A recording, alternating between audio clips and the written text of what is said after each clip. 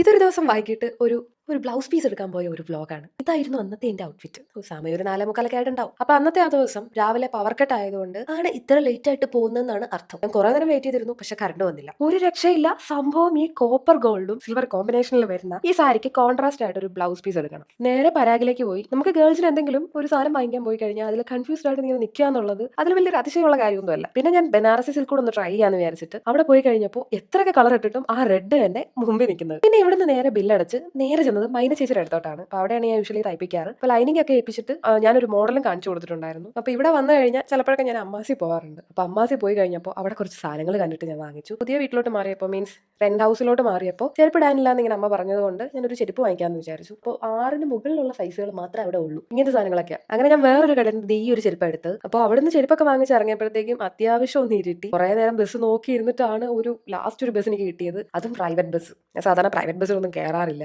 നമ്മുടെ സ്റ്റോപ്പ് എത്തി കഴിഞ്ഞിട്ട് പിന്നെ കുറച്ച് നടക്കാനുണ്ട്. സ്റ്റോപ്പ് ഇറങ്ങി കഴിഞ്ഞപ്പോഴത്തേക്കും കുറച്ചും കൂടി ഇരുട്ടി. അതിനിടയ്ക്ക് നിങ്ങൾ ഹാഫ് മൂൺ കണ്ടായിരുന്നോ? ഒരു 2-3-4 ദിവസം മുന്നേ ഹാഫ് മൂൺ ഉണ്ടായിരുന്നേ. സാധാരണ ഇത്ര വൈകാറില്ല ഞാൻ. പിന്നെ ഇടയ്ക്ക് ഒരു കടയിൽ വെച്ച് കയറിയപ്പോൾ ഞാനൊരു നൈറ്റി കണ്ടു. അപ്പൊ അതിന്റെ കളറിൽ ഈ ഒരു കളറാണ് അമ്മയ്ക്ക് ഇഷ്ടപ്പെട്ടേക്കാന്ന് വിചാരിച്ചിട്ട് ഞാൻ എടുത്തോണ്ട് വന്നത്. പക്ഷെ അമ്മ പറഞ്ഞു നീ ഇത് നൈറ്റ് ഇട്ടോ നല്ലതായിരിക്കും, കംഫർട്ടബിൾ ആയിരിക്കും, കോട്ടൺ അല്ലേ. പക്ഷേ എനിക്ക് അമ്മയുടെ പഴയത് മതി, അതാണ് അതിന്റെ ഒരു ഇത്. അപ്പൊ ഞാനിത് വേണ്ടാന്ന് പറഞ്ഞ് ഞാൻ ഇടയ്ക്ക് ഇട്ട് നോക്കി. എന്നിട്ട് ഞാൻ അമ്മയ്ക്ക് എന്നെ തിരിച്ചു കൊടുത്തു. ഇവിടെ ഒരു കൂട് പോയിട്ട് ഒരു കാറ്റനങ്ങിയാൽ പോലും ഇവിടെ ഉള്ള ഈ ആൾക്കാരെ അറിയും. അപ്പൊ ഞാൻ വന്നിട്ട് ഒരു വട്ടയപ്പം കഴിച്ചു. അപ്പൊ എന്റെ ചുറ്റും കൂടിയാണ് ഈ ആൾക്കാരൊക്കെ. എന്നിട്ട് പിന്നെ അവർക്കും കൊടുത്തു. അത് കഴിഞ്ഞിട്ട് ഞാൻ ഒരു സാധനം കാണിച്ചു തരാം. ഞാൻ ആ കടയിൽ നിന്ന് വാങ്ങിച്ച ഒരു സംഭവമാണ്. ട്രൈ ചെയ്യാന്ന് വിചാരിച്ചു മാത്രം വാങ്ങിച്ചതാണ്. ചന്ദ്രക്കല എന്നാണ് ഇതിന്റെ പേരുള്ളത്. അപ്പോൾ ഇത് സംഭവം എന്ന് വെച്ച് കഴിഞ്ഞാൽ ഇത് കഴിച്ചു കഴിഞ്ഞാൽ എക്സാക്ട് നമ്മുടെ മധുരസേവ അറിയാമോ നിങ്ങൾക്ക്? മധുരസേവയോ ലഡുവോ അതിന്റെ പോലത്തെ ഒരു ടേസ്റ്റ് ഉള്ള സംഭവമാണ് ഇതിന്റെ ഫില്ലിങ് വന്നിട്ട്. നല്ല മധുരം ഇഷ്ടപ്പെടുന്നവർക്ക് ഇഷ്ടപ്പെടാം, വല്ലപ്പോഴും ഒക്കെ കഴിക്കാം.